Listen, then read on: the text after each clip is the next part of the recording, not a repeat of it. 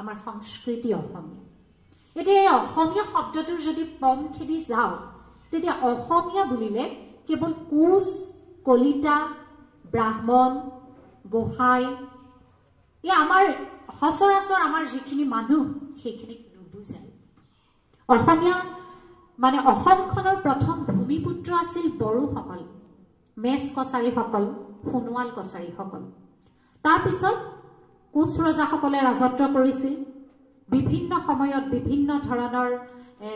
জাতি জনগোষ্ঠীৰ লোক অসম ভূমিলৈ আহিছিল। প্ৰথম অনাৰ্যসকলে বসবাস কৰিছিল। তাৰপিছত আৰ্যীকৰণৰ মাধ্যমেৰে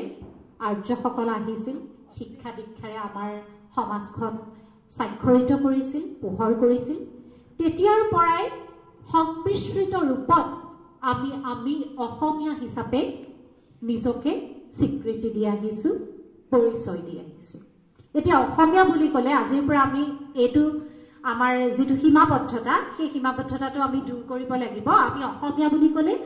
জাতি, অসমত বাস কৰা জাতি, ধৰ্ম, বৰ্ণ, ভাষা নিৰ্বিশেষে প্ৰতিজন ব্যক্তিয়ে অসমীয়া, যি অসমৰ হাৱা পানী খাইছে, যি অসমৰ মাটিত নিজৰ শিপাডাল খামুচি ধৰি ৰাখিছে, তেওঁ মুছলমানেই হওক, তেওঁ বঙালী সম্প্ৰদায়ৰে হওক, তেওঁ ৰাভাই হওক, তেওঁ মেচেই হওক, তেওঁ কোচেই হওক, কছাৰীয়েই হওক, কলিতাই হওক, সকলোখিনি মিলিহে আমি অসমীয়া। এটাক যদি আমি বড়োসকলকো আঁতৰাই থওঁ, ৰাভাসকলকো আঁতৰাই থওঁ, আমি কাকো এৰি কাকো কিন্তু অকলে অসমীয়া নহয়। আমি একেলগে মিলিহে অসমীয়া। সেইকাৰণে আমি কওঁ বৰ অসম, আমাৰ সংস্কৃতি বৰ অসমৰ বৰ্ণিল সংস্কৃতি। গতিকে এই অসমীয়াত্ব, আমি যে জাতীয়তাবাদৰ কথা কৈ থাকোঁ, অসমীয়াৰ কথা কৈ থাকোঁ, এতিয়া অসমীয়া ভাষাক যে ধ্ৰুপদী ভাষা হিচাপে মৰ্যাদা দিলে, তাৰ আগৰ কি ভাষাক ভাষা হিচাপে, ধ্ৰুপদী ভাষা হিচাপে মৰ্যাদা দিছিল? এই অসমীয়া ভাষাৰ নিজা লিপি থকাৰ উপৰিও কিছুমান ভাষা বিজ্ঞানসন্মত ব্যাকৰণ আছে, অসমীয়া ভাষাৰ প্ৰাচীনত্ব আছে। কিন্তু তাৰ পিছতো ইমান বছৰ বছৰ ধৰি অসমীয়া ভাষাটোক ধ্ৰুপদী ভাষাৰ মৰ্যাদা দিয়া হোৱা নাছিল। কিহৰ কাৰণে হোৱা নাছিল? কাৰণ ধ্ৰুপদী ভাষাৰ মৰ্যাদা দিবলৈ কিছুমান চৰ্ত নিৰূপিত হৈ আছিল। 2004 চনত তামিল ভাষাক পোনপ্ৰথমে ধ্ৰুপদী ভাষাৰ মৰ্যাদা প্ৰদান কৰিছিল। আমি তামিল ভাষাৰ ইতিহাস যদি খুচৰি চাওঁ, তামিল ভাষা সংস্কৃত উদ্ভূত ভাষা কিন্তু নহয়। আমিবিলাক অসমীয়া হওক, বাকী ভাষাবিলাক হওক ভাৰতীয়, বেছিভাগ ভাষাই সংস্কৃত উদ্ভূত ভাষা, মানে জননীটো সংস্কৃত। কিন্তু মানে তামিল ভাষা এটা স্বতন্ত্ৰীয় ভাষা, সংস্কৃততকৈও প্ৰাচীন। অলপ দিনৰ আগতে মোৰ ব্যক্তিগত অনুভৱ এটা মই আপোনালোকক মানে জনাবলৈ পালে সুখী হ'ম। ধ্ৰুপদী ভাষাৰ মৰ্যাদা দিয়া হোৱা নাছিল। কিহৰ কাৰণে হোৱা নাছিল? কাৰণ ধ্ৰুপদী ভাষাৰ মৰ্যাদা দিবলৈ কিছুমান চৰ্ত নিৰূপিত হৈ আছিল। 2004 চনত তামিল ভাষাক পোনপ্ৰথমে ধ্ৰুপদী ভাষাৰ মৰ্যাদা প্ৰদান কৰিছিল। আমি তামিল ভাষাৰ ইতিহাস যদি খুচৰি চাওঁ, তামিল ভাষা সংস্কৃত উদ্ভূত ভাষা কিন্তু নহয়। আমিবিলাক অসমীয়া হওক, বাকী ভাষাবিলাক হওক ভাৰতীয়, বেছিভাগ ভাষাই সংস্কৃত উদ্ভূত ভাষা, মানে জননীটো সংস্কৃত। কিন্তু মানে তামিল ভাষা এটা স্বতন্ত্ৰীয় ভাষা, সংস্কৃততকৈও প্ৰাচীন। অলপ দিনৰ আগতে মোৰ ব্যক্তিগত অনুভৱ এটা মই আপোনালোকক মানে জনাবলৈ পালে সুখী হ'ম। খুব মোৰ স্বাস্থ্যজনিত সমস্যাৰ বাবে মই খুবেই মানে চেন্নাইলৈ অহা যোৱা কৰি থাকোঁ, বা চেন্নাইলৈকে বুলি যেতিয়া যাওঁ, তামিল মানুহখিনিক যেতিয়া লগ পাওঁ, তেতিয়া আমাৰ আটাইতকৈ ডাঙৰ সমস্যাটো কি হয় জানেনে? আমি ইংৰাজীত তেওঁলোকৰ লগত ভাৱৰ আদান প্ৰদান কৰিবলগীয়া হয়। তেওঁলোক ভাষাৰ ক্ষেত্ৰত ইমানেই সচেতন, চেঞ্চিটিভ, কাৰণ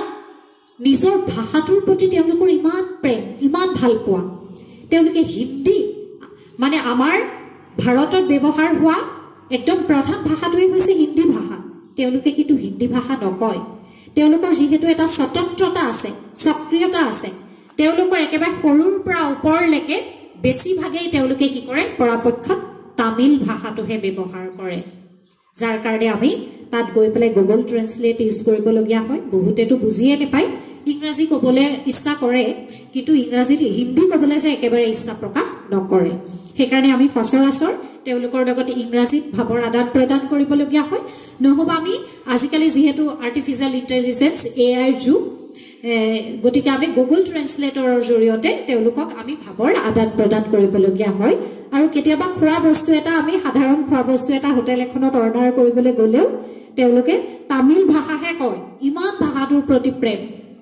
কিন্তু তাৰ তুলনাত যদি আমি অসমত চাওঁ আমাৰ অসমীয়া ভাষাটোৰ প্ৰতি কিমান ভাল পোৱা আছে আমাৰ আমি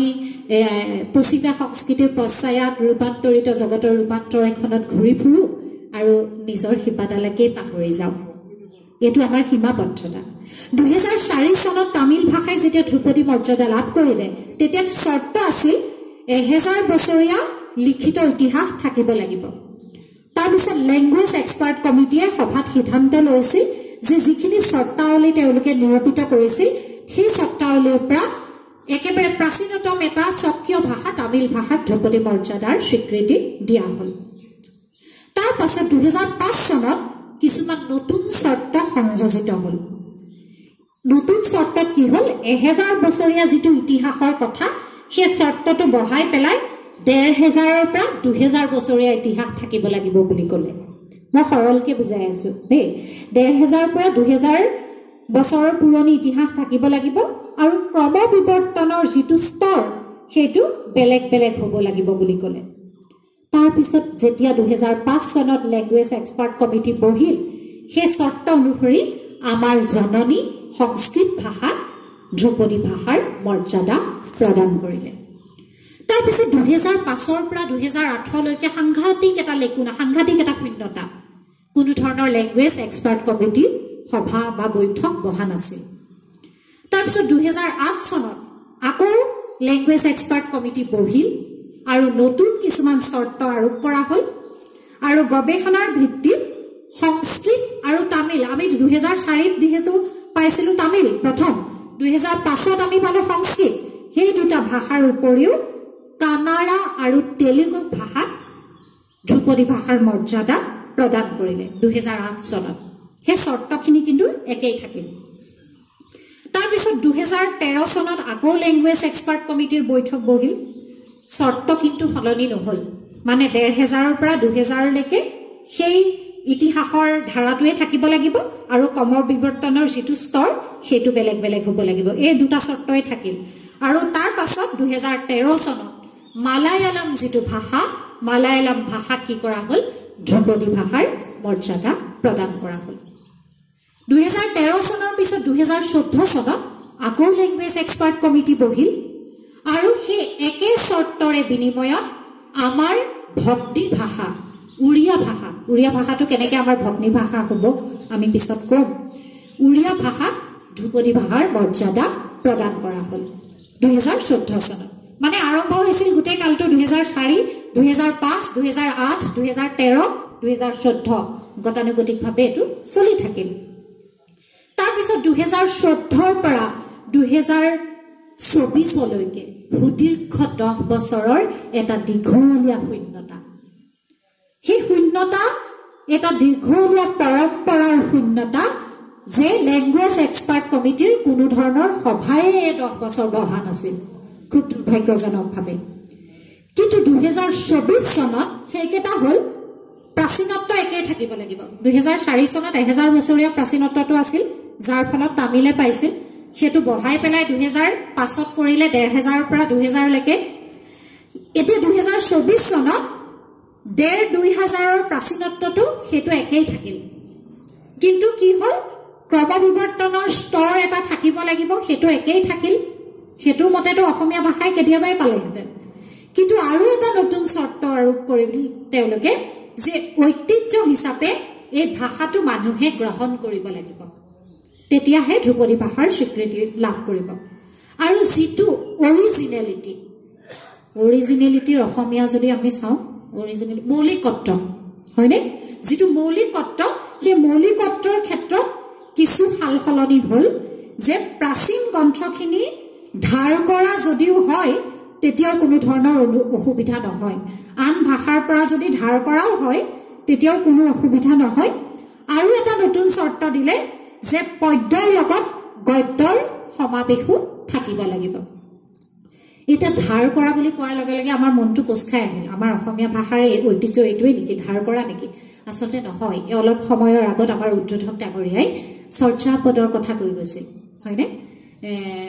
কা তৰুপৰা পঞ্চবিদাল চঞ্চলচি পৈঠু কাল আমাৰ চৰ্যা বিনেশ্বৰ গ্ৰন্থত থকা প্ৰথম তুলুই পাদৰ চৰ্যাপদটো অসমীয়া বঙালী বহুত ভাষাই মৈথিলী নিজৰ প্ৰত্নতাত্ত্বিক সমল বুলি দাবী কৰে কাৰণ ভাষাৰ খুব মিল আছে আৰু আগৰ আমাৰ প্ৰাচীন যিটো অসমীয়া সাহিত্যৰ ধাৰা সেইটো যদি চাওঁ বেছিভাগ সাহিত্যই আছিল কি অনুবাদমূলক আমাৰ শ্ৰীমন্ত শংকৰ গুৰুজনায়ো বা তাৰ আগৰ মাধৱ কন্দলীয়েও তেনেকৈ কি কৰিছিল অনুবাদ ৰচনা কৰিছিল অনুবাদমূলক গ্ৰন্থ ৰচনা কৰিছিল পুৰাণ উপপুৰাণ হয়নে বিভিন্ন ধৰণৰ উপনিষদ তৈতিৰীয় উপনিষদ আৰণ্যক এইবিলাকৰ পৰা মূল সাৰাংশ লৈ তেওঁলোকে অসমীয়া সমাজৰ পাঠকসকলৰ সহজ বোধগম্য হোৱাকৈ বিভিন্ন ধৰণৰ সাহিত্য অনুবাদ কৰিছিল আৰু সেই অনুবাদৰ ধাৰাটো যেতিয়া পৰি গ'ল গদ্য আৰু পদ্যৰ ধাৰাটো পৰি গ'ল প্ৰাচীন যিখিনি সাহিত্য বেছিভাগ পদ্যধৰ্মী আছিল হয়নে মাধৱ কন্দলীয়ে সপ্তকাণ্ড ৰামায়ণ পদবদ্ধে নিবন্ধিলো লম্ফা পৰিহৰি সাৰুদ্ৰতে বুলি কৈছিল মাধৱ কন্দলীৰ সেই যি সপ্তকাণ্ড ৰামায়ণ সেই সময়ছোৱাত প্ৰাক শংকৰী যুগত সেইখিনি আছিল অনুবাদমূলক এই অনুবাদমূলকৰ ধাৰাটো যেতিয়া পৰি গ'ল তেতিয়াতো আমাৰ অসমীয়া ভাষালৈ এটা ভাল এটা চিন্তা আহি গ'ল যে অসমীয়া ভাষাই পোৱাৰ এটা চান্স আছে আৰু এনেকুৱা ধৰণৰ কিছুমান কথা আহি পৰিল তাৰ পাছত মৌলিকত্বৰ কথা যদি চাবলৈ যাওঁ ইতিহাস ক্ৰমবিৱৰ্তনৰ স্তৰটো অসমীয়া ভাষাৰ বিভিন্ন স্তৰ আছে একদম ইণ্ডো ইউৰোপীয়ৰ পৰা কেইবাটাও স্তৰ আছে মই পিছত কমগৈ আৰু পদ্যৰ লগত গদ্যৰ সমাবেশ প্ৰাক শংকৰী যুগত পদ্যৰ সমাবেশ আছিল শংকৰী যুগতো কিছু পৰিমাণে পদ্য গদ্যৰ মিশ্ৰিত সমাবেশ তাৰপিছত ভট্টদেৱৰ সম্পূৰ্ণ নাম কি আছিল ৰক্তিম বৈকুণ্ঠনাথ ভাগৱত ভট্টাচাৰ্য ভট্টদেৱে অসমীয়া ভাষাক কি কৰিছিল গদ্য ৰূপত এটা পৰ্যায়লৈ উত্তৰিত কৰিছিল অসমীয়া গদ্যৰ জনক আছিল তেওঁ গতিকে এই ধৰণৰ যেতিয়া নতুন চৰ্ত আৰোপ কৰাৰ লগে লগে 2024 চনত অসমীয়া ভাষাই ধ্ৰুপদী ভাষাৰ স্বীকৃতি লাভ কৰিলে ধ্ৰুপদী ভাষাৰ মৰ্যাদা লাভ কৰিলে এতিয়া ধ্ৰুপদী ভাষাৰ মৰ্যাদা লাভ কৰোঁতে আমাৰ কেন্দ্ৰীয় চৰকাৰ অসম চৰকাৰৰ প্ৰসংগটো আহি পৰিল কাৰণ এতিয়া যিখন চৰকাৰৰ তলত আমি আছোঁ সেই চৰকাৰখনেতো বাহ ল'বই তেওঁলোকে কৰিছে কাৰণ 2016 নে 17 চনতে এখন ৰচেৰা প্ৰস্তুত কৰা হৈছিল আৰু সেইখন সৰ্বানন্দ সোণোৱালৰ সময়ছোৱাতে সেইখন কেন্দ্ৰীয় চৰকাৰলৈকে দিয়া হৈছিল তাৰপিছত কিছুমান মানুহ কিন্তু পাতৰ আঁৰতে যে লুকাই যায় আমি এতিয়া অসম চৰকাৰে পুৰা বাহ লৈ আছে যে হয় যিখন চৰকাৰ যে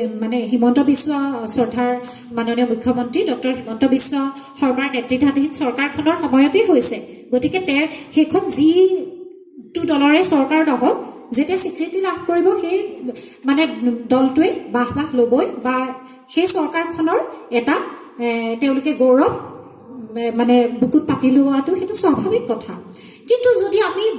পুৰা আগৰ সময়ছোৱাৰ পক্ষেদি চাওঁ আমাৰ অসম সাহিত্য সভাৰ প্ৰাক্তন সভাপতি চিৰনমেশ্য শ্ৰদ্ধাৰ কুলধৰ শইকীয়া ছাৰৰ কথাটো কিন্তু আমি বহুতে নকওঁ তেওঁ বহুত কষ্ট কৰিছিল কুলধৰ শইকীয়া ছাৰে বহুত কষ্ট কৰিছিল এই অসমীয়া ভাষাক ধ্ৰুপদী ভাষাৰ স্বীকৃতি প্ৰদানৰ ক্ষেত্ৰত আমি নকওঁ বিশ্বভাৰতী বিশ্ববিদ্যালয়ৰ মোৰ অতি শ্ৰদ্ধাৰ মোৰ বাইদেউ ডক্টৰ সংগীতা শইকীয়া বাইদেউৰ কথা বাইদেউ এখন দীঘলীয়া আলোচনা লিখি দীঘলীয়া সমল তেওঁ দি পেলাই ভাৰত চৰকাৰলৈকে কেন্দ্ৰীয় চৰকাৰলৈকে তেওঁৰ কিছুমান সমল আগবঢ়াইছিল কিন্তু এই মানুহবোৰ ক'ৰবাত নহয় ক'ৰবাত আমি পাহৰি পেলাওঁ গতিকে এই ধৰণৰ যিয়েই নহওক ভাৰত চৰকাৰেই হওক অসম চৰকাৰেই হওক আমাৰ অসম সাহিত্য সভায়ে কিমান মানে তেজ পানী কৰি অসমীয়া ভাষাৰ স্বকীয়তা ৰক্ষাৰ বাবে তেওঁলোকে কষ্ট কৰি আহিছে আমাৰ প্ৰাক্তন সভাপতি কুলধৰ শইকীয়া ছাৰেই নহওক কিয় সকলো চিৰনমস্য ব্যক্তিলৈ আজিৰ এই ভবানীপুৰ শতদল সাহিত্য সভাৰ দ্বিবাৰ্ষিক অধিৱেশনৰ মঞ্চৰ পৰা মই শ্ৰদ্ধা আৰু সেৱা জনাইছোঁ যাৰ কাৰণে আমি বাহ লৈ ফুৰিছোঁ আমাৰ অসমীয়া ভাষা ধ্ৰুপদী ভাষা হ'ল এতিয়া অসমীয়া ভাষা ধ্ৰুপদী ভাষা হ'ল এটা ধ্ৰুপদী ভাষা কি ধ্ৰুপদী ভাষাটো ধ্ৰুপদ শব্দটোৰ পৰা যে আহিছে ক্লাছিকেল লেংগুৱেজ যাক আমি কওঁ সেই লেটিন মূলৰ পৰা আহি ইংৰাজীত ক্লাছিকেল হৈ অসমীয়াৰ যিটো শব্দানুবাদ সেইটো মতে ধ্ৰুপদী শব্দটো আমি ব্যৱহাৰ কৰিলোঁ সেইটো গম পালোঁ কেনেকৈ সংস্কৃত 2004 চনৰ পৰা সংস্কৃত ভাষাই তামিল ভাষাই একেবাৰে 2024লৈকে অসমীয়া ভাষালৈকে সৰ্বমুঠ 11টা ভাষাই ধ্ৰুপদী ভাষাৰ স্বীকৃতি লাভ কৰিলে বা মৰ্যাদা কেনেকৈ পালে কিখিনি চৰ্ত লেংগুৱেজ এক্সপাৰ্ট কমিটিয়ে দিলে সেইখিনি আমি এতিয়ালৈকে গম পালোঁ কথাবোৰ কঠিন হৈছে নেকি মই বাৰু ক'ব পাৰিছোঁনে সহজ হৈছেনে মই সাহিত্যৰ মানুহ ভাষাৰ মানুহ নহয় তথাপি ভাষা পেপাৰখন আমি পঢ়িব লাগে আৰু আজিকালি সাহিত্যৰ মানুহ হ'লেও মানে আমি এক্সপ্ল'ৰ বেলেগত কৰিব লাগে অসমীয়া ভাষাটোৰ প্ৰতি আমাৰ দায়িত্ববোধ থাকে সেইকাৰণে আজিকালি কি কৰোঁ চিলেবাছ আমি সালসলনি কৰি মই যদিও ভাষাৰ আমি মোৰ HOD যদিও সাহিত্যৰ মোৰ HOD যদিও ভাষাৰ আমি সালসলনি কৰি আমি সেই বিষয়টোত সোমাই থাকোঁ মাজে মাজে নিজৰ সম্পৰীক্ষাৰ কাৰণে ইহঁতক কেতিয়াবা মই ভাষা পঢ়াই থাকোঁ কাৰণ ভাল লাগে মই সহজ সৰলভাৱে কৈছোঁ এতিয়া অসমীয়া ভাষাৰ উৎপত্তিৰ কথাটোলৈকে যাওঁ আমি ধ্ৰুপদী ভাষা কি ধ্ৰুপদী ভাষাৰ 11টা ভাষাই কেনেকৈ ধ্ৰুপদী স্বীকৃতি পালে সেইখিনিলৈকে আমি গম পালোঁ এতিয়া অসমীয়া ভাষাটো কেনেকৈ আৰম্ভণি হৈছে বিশ্বৰ ভিতৰত এটা ডাঙৰ ভাষা গোষ্ঠী আছিল যিটো হ'ল ইণ্ডো ইউৰোপীয় ভাষা পৰিয়াল সেই ইণ্ডো ইউৰোপীয় ভাষা পৰিয়ালৰ দুটা ঠাল আছিল কি আছিল সতম আৰু কেন্তুম ইণ্ডো ইৰানীয় হয় কেন্তুমৰ ভাগ সতম আৰু কেন্তুম আমি সতম আৰু কেন্তুম বুলি কওঁ সতম আৰু কেন্তুম সেই কেন্তুম শাখাৰে আকৌ 3টা ভাগ আছিল ছাৰে অলপ আগত ক'লে ইণ্ডো ইৰানীয় দৰ্দীয় আৰু ভাৰতীয় আৰ্য সেই যে ভাৰতীয় আৰ্যৰ আকৌ 3টা ঠাল আছিল প্ৰাচীন ভাৰতীয় আৰ্য মধ্য ভাৰতীয় আৰ্য আৰু নব্য ভাৰতীয় আৰ্য মধ্য ভাৰতীয় আৰ্যৰ ভাগবোৰটো আমি জানোৱেই এতিয়া যিহেতু অসমীয়া ভাষাৰ উৎপত্তিলৈ গৈ আছোঁ নব্য ভাৰতীয় আৰ্যলৈ আমি যাওঁ নব্য ভাৰতীয় আৰ্যৰ 3টা ভাগ পালি প্ৰাকৃত আৰু অপ্ৰভংশ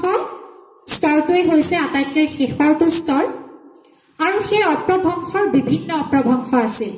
প্ৰাকৃতবিলাকৰ যেনেকৈ বিভিন্ন প্ৰাকৃত আছিল মহাৰাষ্ট্ৰী প্ৰাকৃত সৌৰশ্ৰেণী প্ৰাকৃত মাগধী প্ৰাকৃত ঠিক তেনেদৰে সেই অপ্ৰভংশ স্তৰৰ মাগধী প্ৰাকৃতৰ মাগধী অপ্ৰভংশৰ পৰাই অসমীয়া ভাষাৰ আৰম্ভণি হৈছিল মাগধী প্ৰাকৃতৰ যি মাগধী অপ্ৰভংশ সেই মাগধী অপ্ৰভংশৰ পৰাই অসমীয়া ভাষাৰ আৰম্ভণি হৈছিল এতিয়া মাগধী অপ্ৰভংশৰ পৰা কেৱল অসমীয়া ভাষাৰে আৰম্ভণি হোৱা নাছিল মাগধী অপ্ৰভংশৰ পৰা কেইবাটাও ভাষা ওলাইছিল অসমীয়া বাংলা উৰিয়া মই অলপ আগতে যে ক'লোঁ মৰ্যাদা লাভ কৰিছিলে উৰিয়া ভাষাই ধ্ৰুপদী ভাষাৰ আমাতকৈ আগত পাইছিল ভগ্নী ভাষা শব্দটো যে ব্যৱহাৰ কৰিছিল সেইকাৰণে অসমীয়া বাংলা উৰিয়া মৈথিলী মগহী আৰু ভোজপুৰী এই 6টা ভাষা মাগধী অপ্ৰভংশৰ পৰা উদ্ভৱ হৈছিল আৰু মাগধী অপ্ৰভংশৰ যিটো মধ্য শাখা সেই মধ্য শাখাৰ পৰা মৈথিলী আৰু মগহী এই 2টা ভাষা উদ্ভৱ হৈছিল প্ৰাচ্য বা পূৰ্ব শাখাৰ পৰা উৰিয়া বাংলা আৰু অসমীয়া এই 2টা ভাষা উদ্ভৱ হৈছে যেতিয়া আমি বেংগলী কৈ থাকোঁ আমাৰ বঙালী ভাষাটো বহুতে আমাৰ অসমীয়া ভাষাটো বঙালী ভাষাৰ পৰা অহা বুলিয়ে বাহিৰত বহুতে জানে কিন্তু বৰ ডাঙৰ কথা মিছা কথা অসমীয়া ভাষাৰ স্বকীয়তা আছে কিন্তু কি হয় একেই যে দেখে কাৰণ বঙালী যিটো সাহিত্য বেংগলৰ যিটো লিটাৰেচাৰ খুব ৰিচ তেওঁলোক খুব ধনী ৰবীন্দ্ৰনাথ ঠাকুৰৰ সময়ৰ পৰা বঙালী সাহিত্য খুব ধনী, তেওঁলোকে খুব সম্পৰীক্ষা কৰিছে, নতুন নতুন সৃষ্টি কৰিছে। আৰু আমাৰ অসমীয়া সাহিত্যলৈ যিটো ৰোমান্টিচিজিম, ৰমন্যাসবাদ, সেই বঙলা সাহিত্যৰ দুৱাৰ গচকিহে অসমীয়া সাহিত্যলৈ আহিছে। কিন্তু বঙালী ভাষা আৰু অসমীয়া ভাষাৰ জননী যদিও মাগধী প্ৰাকৃতৰ মাগধী অপ্ৰবংশ, দুইটা ভাষাৰ কিন্তু স্বকীয়তা আছে, বেলেগ বেলেগ। আমি তেওঁলোকে ৰটো ব্যৱহাৰ কৰে, ৰ তলত ফুট দিয়ে, আমি ৰটোৰ মাজত আমি কি কওঁ, পেট কটা ৰটোৰ মাজত আমি কাটি দিওঁ। তেওঁলোকৰ স্বৰ উচ্চাৰণটো খুব ধুনীয়া, মিষ্টি ভাষা, খুব ধুনীয়াকৈ মিহি মিহিকৈ কয়। আমি হেঠে হেঠে বাঢ়ি আছি, খুব ধুনীয়াকৈ মিহিকৈ কয় তেওঁলোকে ভাষাটো, বঙালীসকলৰ যিটো ভাষা। আৰু স্বৰ উচ্চাৰণ তেওঁলোকৰ খুব ধুনীয়া, সবুজ সেউজীয়া, খুব ধুনীয়াকৈ কয়। কিন্তু আমাৰ স আৰু স্বৰ উচ্চাৰণ একেই, হয়নে? ৰটোৰ ভিন্নতা আছে, স আৰু স্বৰ উচ্চাৰণ একেই। আৰু দন্তমূলীয়, দন্ত আৰু মূৰ্ধন্য ধ্বনিটো তেওঁলোকে বেলেগকৈ উচ্চাৰণ কৰে, টাকা, খুব ধুনীয়া উচ্চাৰণ কৰে, টাকা। কিন্তু আমি তলা, টকা একেই কৰোঁ। সেইটো কিন্তু আমাৰ কাৰণে ভাল, আমাৰ কাৰণে ভাল পইণ্ট হ'ল। অসমীয়া ভাষাক বঙলা ভাষাৰ পৰা পৃথক কৰি আনিবলৈ, অসমীয়া ভাষাৰ স্বীকৃতিত আমি হাত উজান দিবলৈ, এইবিলাক আমাৰ কিছুমান ইতিবাচক দিশ। এতিয়া অসমীয়া ভাষাৰ উৎপত্তিৰ আমি এটা মত পালোঁ যে মাগধী প্ৰাকৃতৰ মাগধী অপভ্ৰংশৰ পৰা অসমীয়া ভাষাৰ উৎপত্তি হৈছিল। কিন্তু বেণী মাধৱ বৰুৱা ছাৰে কি কৰিছিল, আৰু এটা কথা কৈছিল, ডিম্বেশ্বৰ নেওগ, বেণী মাধৱ বৰুৱা, তেওঁলোকে অসমীয়া ভাষাৰ উৎপত্তি সম্পৰ্কে আৰু এটা মত দিছিল যে এই ভাষা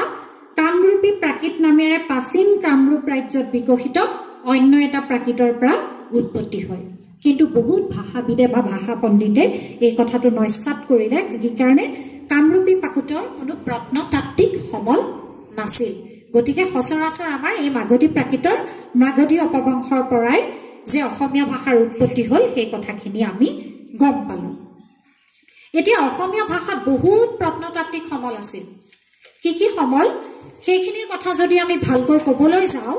যে অসমীয়া ভাষা আৰু সাহিত্য প্ৰধানকৈ আৰ্যমূলীয় সংস্কৃত পৰম্পৰাৰ পৰা উদ্ভৱ হ'লেও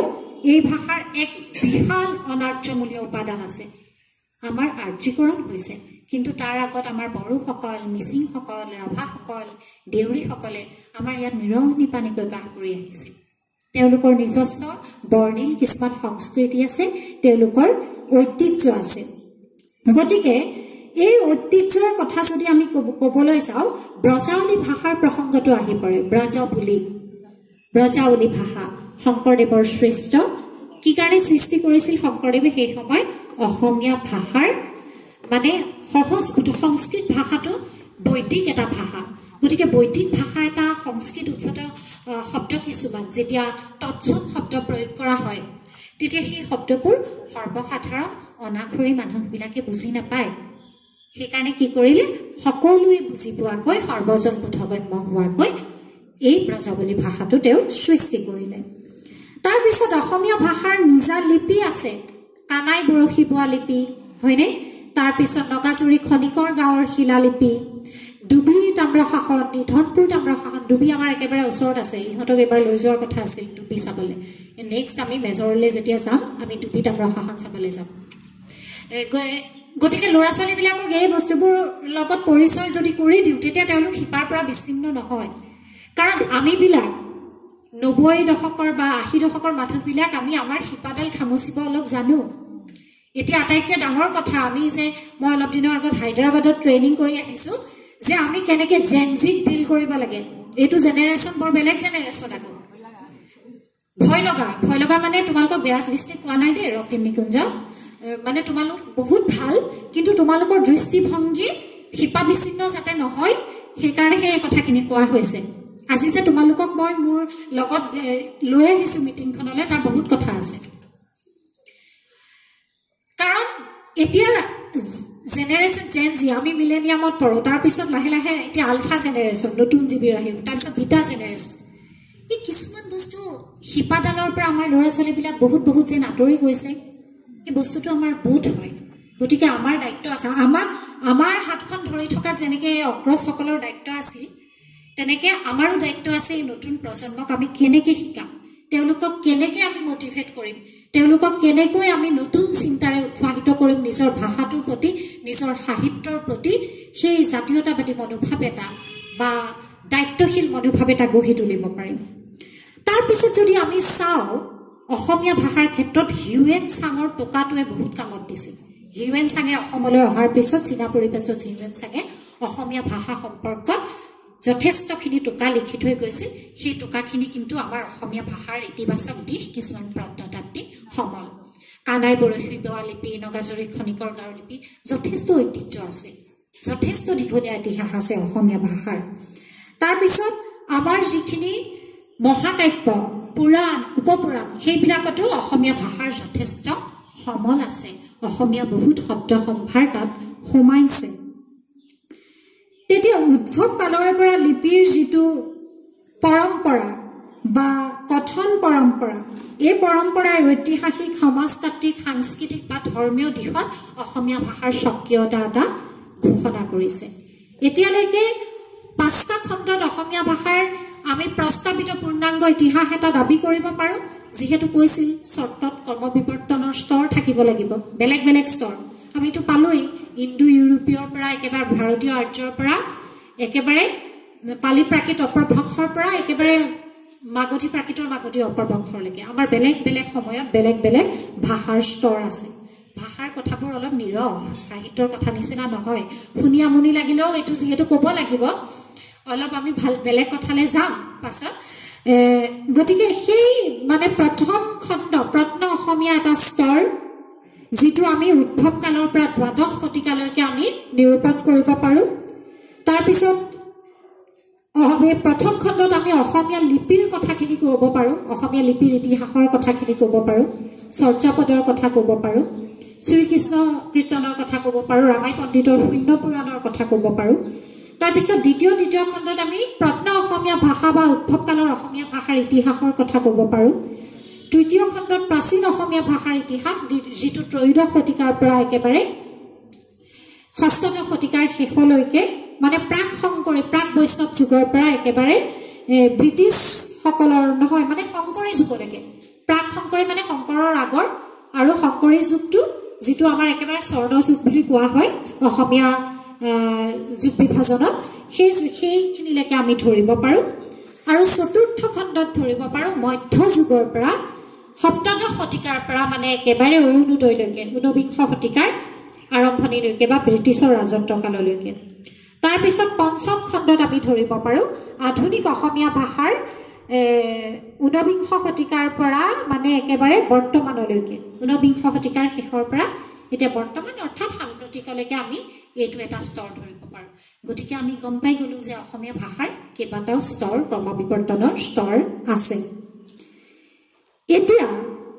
অসমীয়া ভাষাৰ ক্ৰমবিৱৰ্তনৰ স্তৰ বাৰু আমি গম পালোঁ, কিন্তু অসমীয়া ভাষাই যে ধ্ৰুপদী ভাষাৰ মৰ্যাদা লাভ কৰিলে, প্ৰাচীন শিলালিপি, তাম্ৰলিপি, নিধনপুৰ তাম্ৰশাসন, ডুবি তাম্ৰশাসন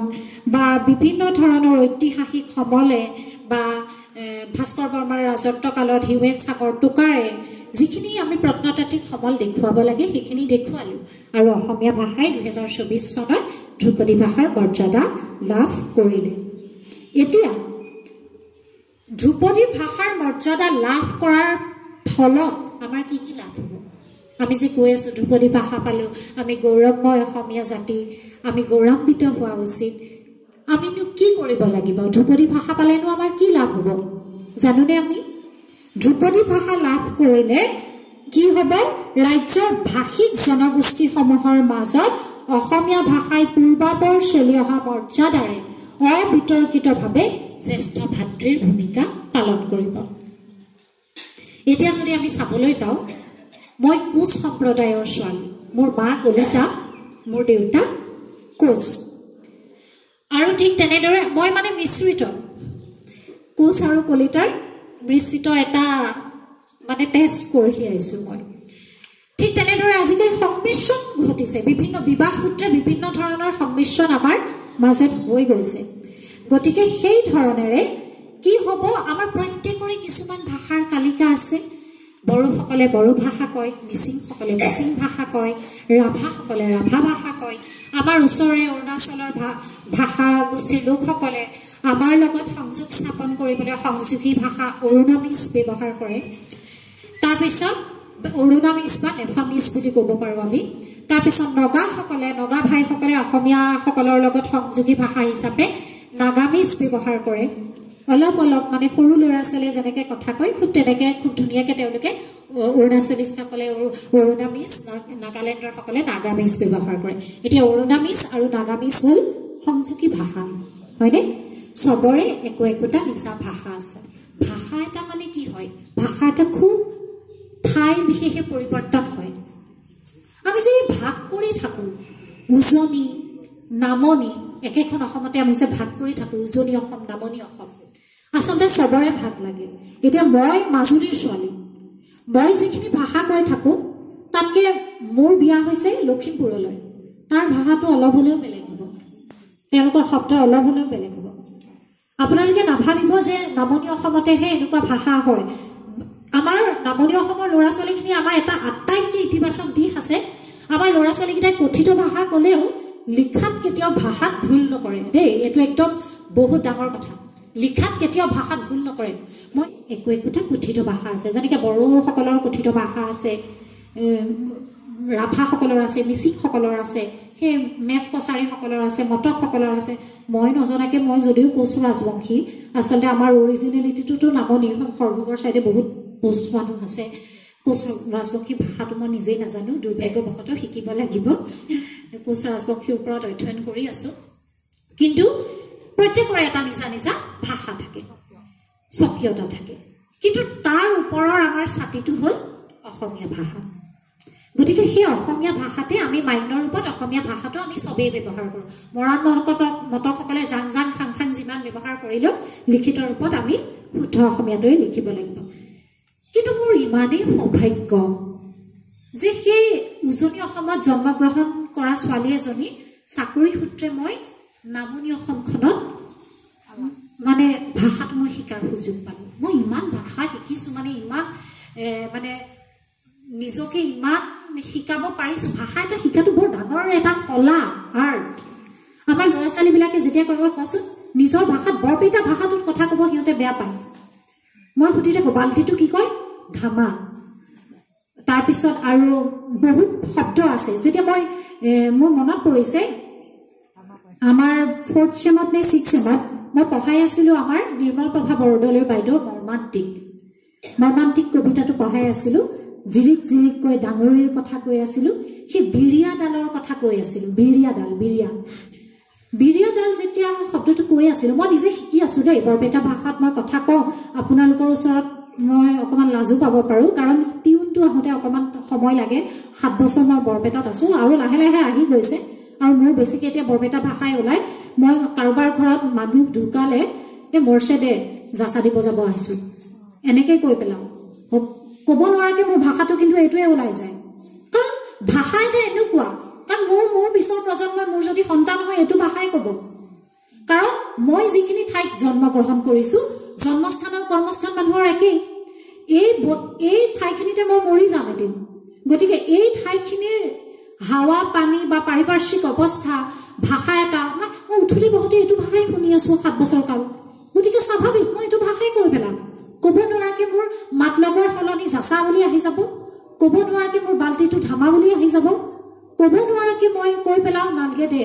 সিদিনা এখন বিয়াত গ'লোঁ, মোৰ ছাত্ৰ আছিল, যেতিয়া কৈ পেলাই আমাৰ বাইদেউহঁতে মোলৈ চাই হাঁহি থাকে, নালগে দে, হ'ব দে, নালাগেতো মই নালগে দে, পটককৈ কৈ পাইছোঁ। মই কিন্তু ক'ব নোৱাৰোঁ দেই, অৱচেতনভাৱেই কৈ পেলাইছোঁ। কাৰণ মই সেইখিনি শুনি আছোঁ, মই সেইখিনি মানুহৰ লগত উঠা বহা কৰি আছোঁ, আৰু আজীৱন মই মৃত্যু পৰ্যন্ত এইখিনি মানুহৰ লগত মই উঠা বহা কৰি যাম। গতিকে মই ক'ব নোৱাৰাকৈ কৈ পেলাইছোঁ। ভাষা এটা তেনেকুৱাই, ভাষা এটা গতিশীল, ভাষা এটা পৰিৱৰ্তনশীল, আৰু ভাষা এটা পাৰিপাৰ্শ্বিক অৱস্থা এটাক প্ৰতিনিধিত্ব কৰে। আপুনি যিখিনি ঠাইত উঠা বহা কৰে, এতিয়া মই নাম ল'বলৈ পালে ভাল পাম, কাৰণ চাকৰি সূত্ৰে আজিকালি ল'ৰা ছোৱালীবোৰ নতুন প্ৰজন্ম এঠাইৰ পৰা আন ঠাইলৈ গুচি গ'ল। পাঠশালাৰ মোৰ খুব ভাল, মানে মোৰ লগত খুব ভাল ককাইদেউ ডক্টৰ ভাস্কৰ জ্যোতি শৰ্মা, পাঠশালাৰে ল'ৰা, মোৰ ককাইদেউ বুলি মই কওঁ, খুব ভাল ৰিলেশ্যন আমাৰ। তেওঁ ধেমাজি কলেজত চাকৰি কৰে তেওঁতো একদম খাতি পাঠশালাৰ ল'ৰা তেওঁ এবাৰ যেতিয়া মই লগ পালোঁ তেওঁ একদম পুৰা আপাৰ আছামৰ যিটো কথিত ভাষা সেইটো কৈ আছে বুজিছনে প্ৰীতি এনেকৈ বুজিছনে প্ৰীতি আজিকালি ইমান বেছি সমস্যা হৈ গৈছে ল'ৰা ছোৱালীবিলাকক লৈ মই বোলো ভাস্কৰ দা আপুনি দেখোন ক'ব নোৱাৰাকৈ এইটো ভাষা কৈ আছে তাৰপিছত কৈছে তই যে বোলে আমাৰ ভাষা কৈ আছ কাৰণ ভাষা এটা তেনেকুৱাই তেওঁ ধেমাজিত আছে চাকৰি সূত্ৰে মইতো এতিয়া পাঠশালা বৰপেটিয়াই কওঁ কাৰণ মোৰ মুখত সেইটোৱে ওলাব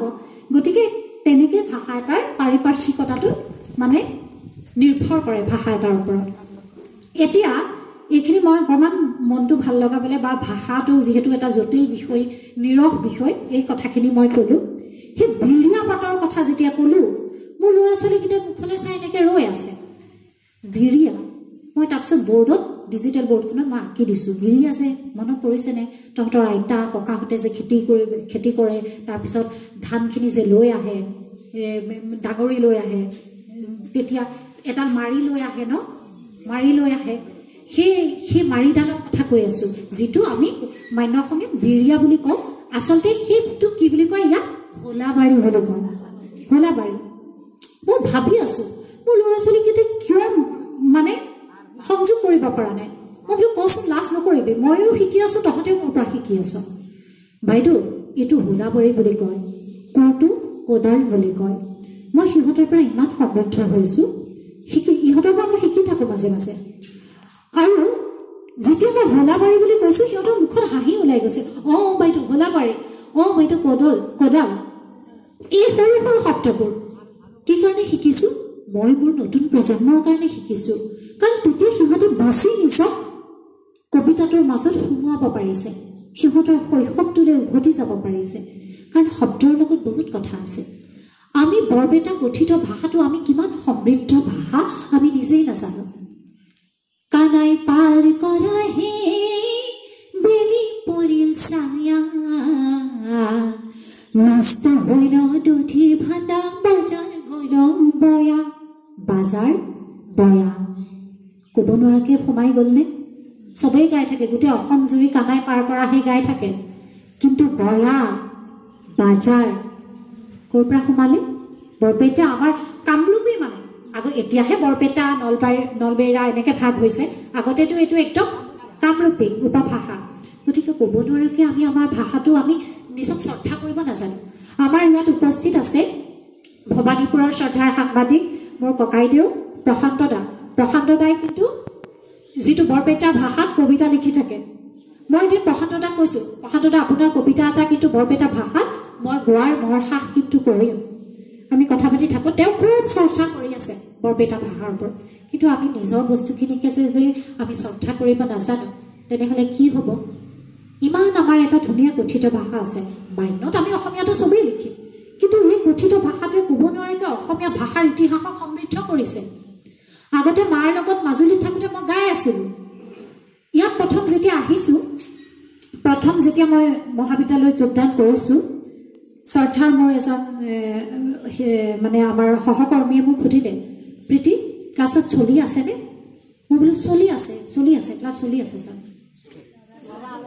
অঁ চলি আছে ছাৰ তাৰপিছত মানে ক্লাছটো চলি আছেনে বুলি সুধিছে বুলি ভাবি মইতো নাজানো মই নামনি অসমৰ বহুত বন্ধু বান্ধৱী আছে কিন্তু ইমান গভীৰভাৱে মোৰ শিকাৰ সুযোগটো নিদিলেহেঁতেন সেইকাৰণে থেংকছ টু গড মানে ভগৱানলৈ মই নমস্কাৰ জনাইছোঁ যে মই নতুন এটা ভাষাৰ শিকাৰ সুযোগ পাইছোঁ তাৰপিছত যেতিয়া মই গম পালোঁ যে চলি মানে ল'ৰা ছোৱালী আপা আপিটো কয়ে চলি মানে ল'ৰা ছোৱালী উভয়কে বুজায় পিছত মই গম পাইছোঁ তাৰপিছত আহিলোঁ মোৰ একেবাৰে এতিয়াও মোৰ হাঁহি উঠে এতিয়া মানে খুব জোকাই থাকে তামচা কৰি থাকে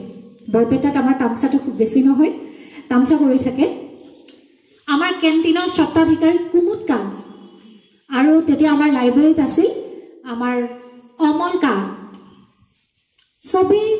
কুমুদ কা অমল কা এনেকৈ মাতে মইতো মোৰ দেউতাটো কাৰণ কটনতে পঢ়া গুৱাহাটী বিশ্ববিদ্যালয়তে পঢ়া দেউতা ভাষাৰে মানুহ লেংগুৱেজৰে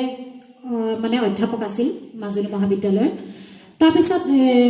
কুমুদ কা অমল কা এনেকৈ কৈ থাকে চবেই যে কা বুলি কৈ থাকে মই কি কৰি পেলালোঁ ইমান হাঁহি উঠা কথা কুমুদ কা দা অমল কা দা এতিয়া মই এনেই সিহঁত ধেমালি কৰি থাকোঁ দেই কুমুদকাৰ লগত অমলকা দা নিতাই গাইক নিতা খুটি বুলি মাতে যে নিতাই খুটি দাদা দা তাৰপিছত মই দেউতাক ফোন কৰিছোঁ প্ৰথম আহি আৰু দেউতা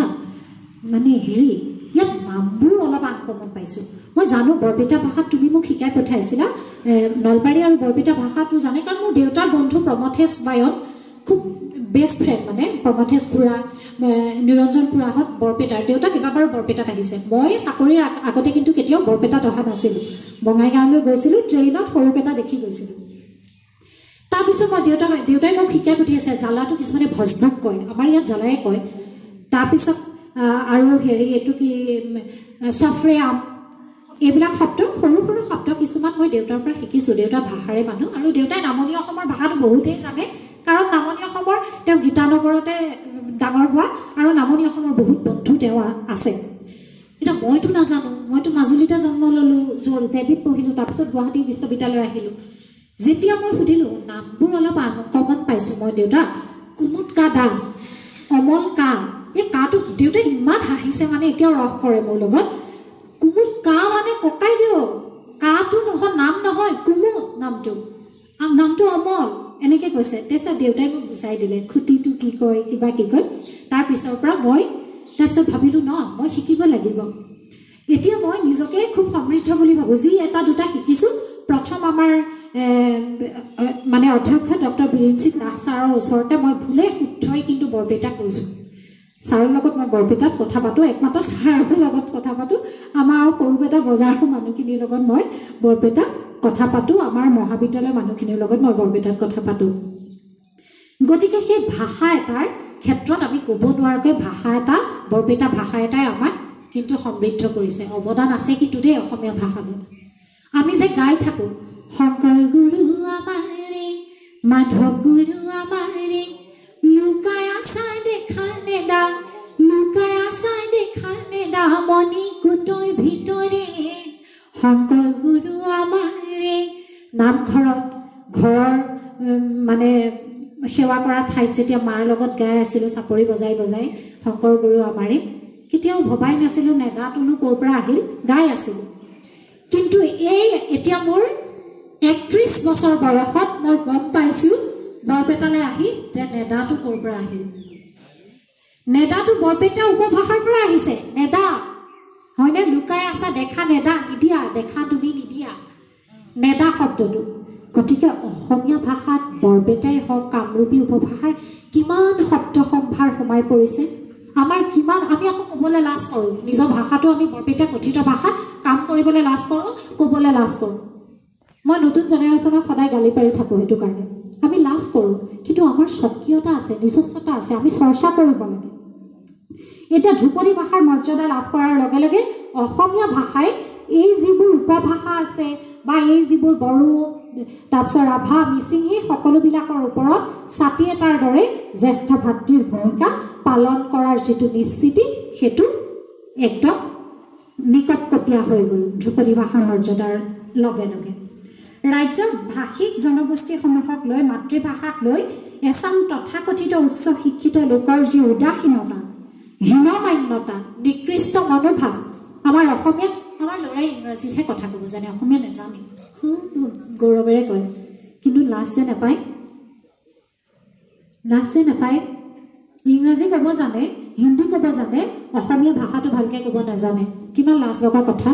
এতিয়া তামিলসকল কেনেকুৱা গতিকে সেই ক্ষেত্ৰত মানে যিটো মনোভাৱ হীনমান্যতাৰ মনোভাৱ নিকৃষ্ট মনোভাৱ সেই মনোভাৱটো আঁতৰ কৰাত সহায় কৰিব মই নিজে বিজ্ঞানৰ ছাত্ৰী আছিলোঁ মই ছায়েন্স বেকগ্ৰাউণ্ডৰ পৰা অহা মেডিকেলত কেইটামান নম্বৰৰ কাৰণে মই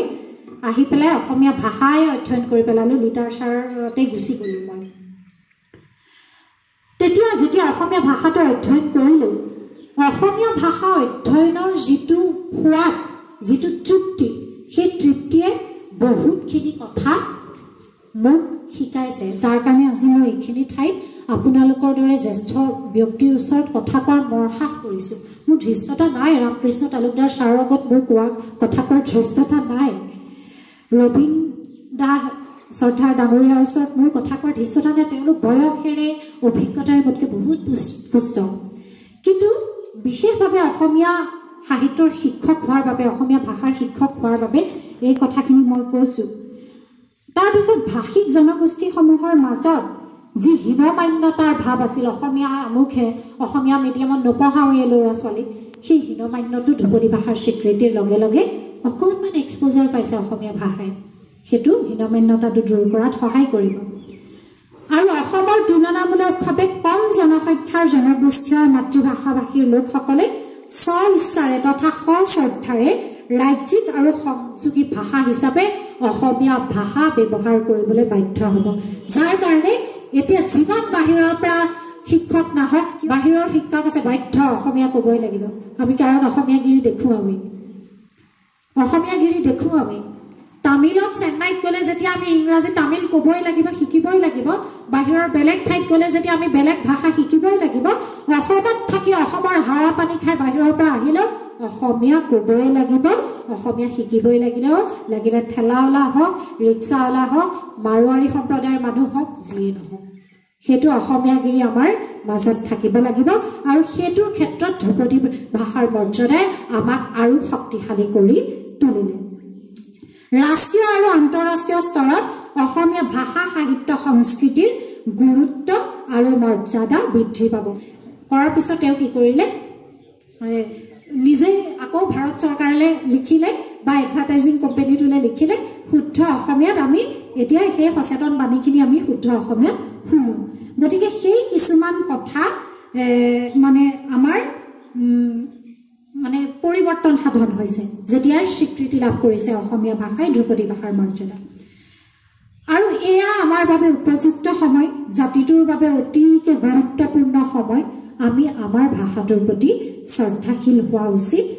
আৰু আমি আমাৰ ভাষাটোৰ ভাষিক যি বৈষম্য সেই ভাষিক বৈষম্য আঁতৰাই আমাৰ ওপৰৰ জ্যেষ্ঠ ভাতৃ হিচাপে অসমীয়া ভাষাক আমি কি কৰিব লাগিব আমাৰ অসমীয়া ভাষাত চৰ্চা অধ্যয়ন অনুশীলন আমি অব্যাহত ৰাখিব লাগিব আৰু অসমীয়া ভাষাই যেতিয়া ধ্ৰুপদী ভাষাৰ স্বীকৃতি লাভ কৰিলে এই ক্ষেত্ৰত আমাৰ কি হৈছে গৱেষণা কৰাৰ সুযোগ লাভ কৰিব ছাত্ৰ ছাত্ৰীসকলে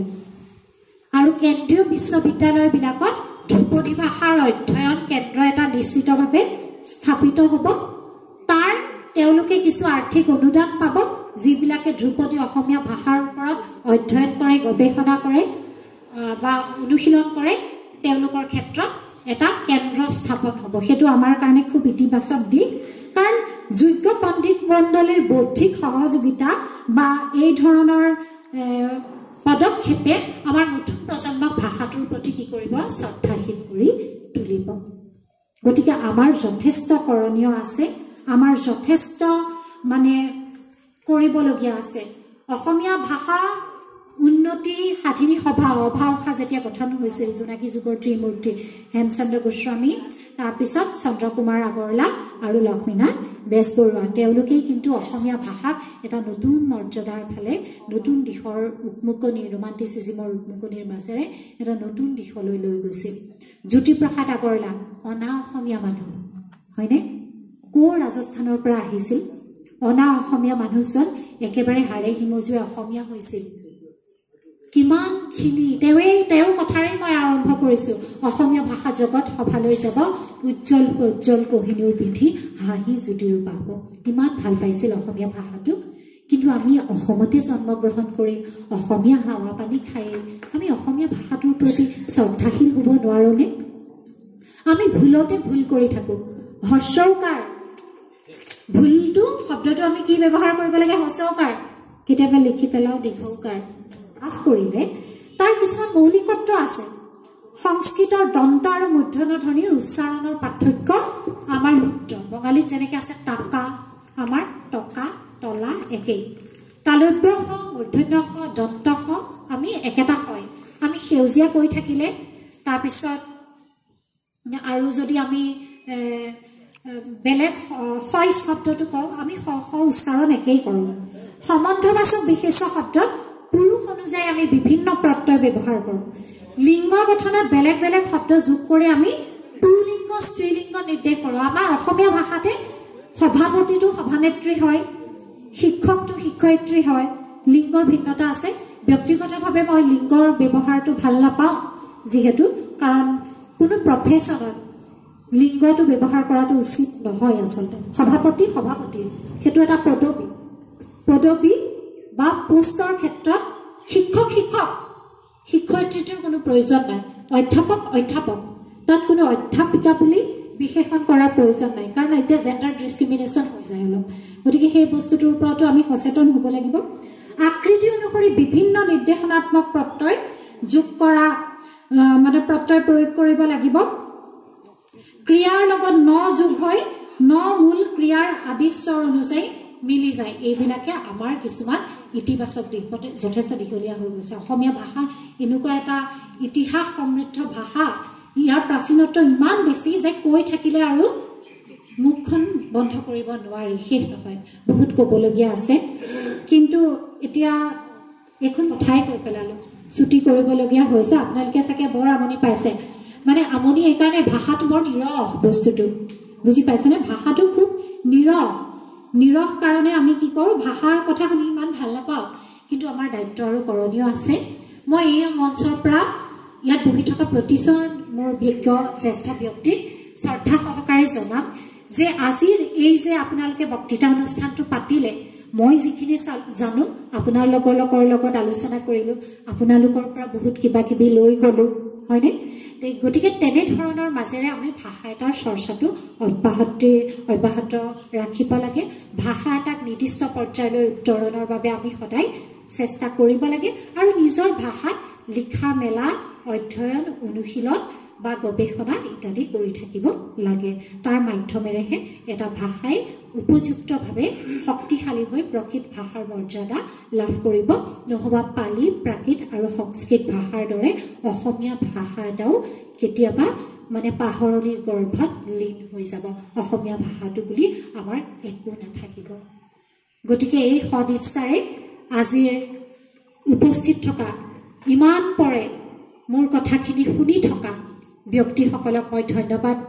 জ্ঞাপন কৰিছোঁ কৃতজ্ঞতা জ্ঞাপন কৰিছোঁ মোক ইয়ালৈ নিমন্ত্ৰণ কৰি দুআষাৰ ক'বলৈ সুযোগ দিয়াৰ বাবে তেওঁলোকক পুনৰবাৰ ধন্যবাদ আৰু কৃতজ্ঞতা জ্ঞাপন কৰিছোঁ আৰু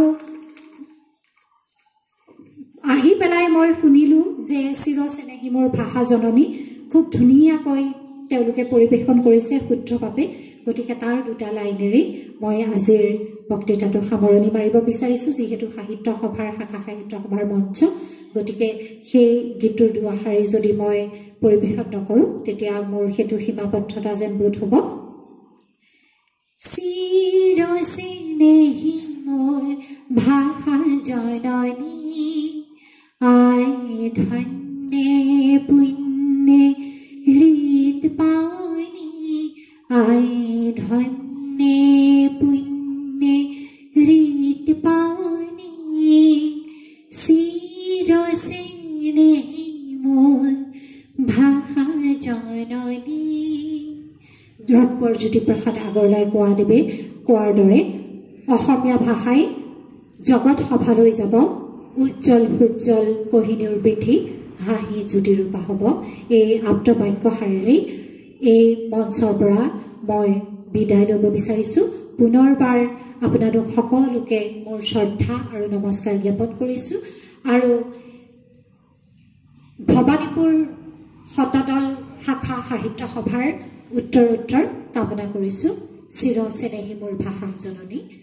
জয়তু অসম সাহিত্য সভা জয়তু ভবানীপুৰ শতদল শাখা সাহিত্য সভা ধন্যবাদ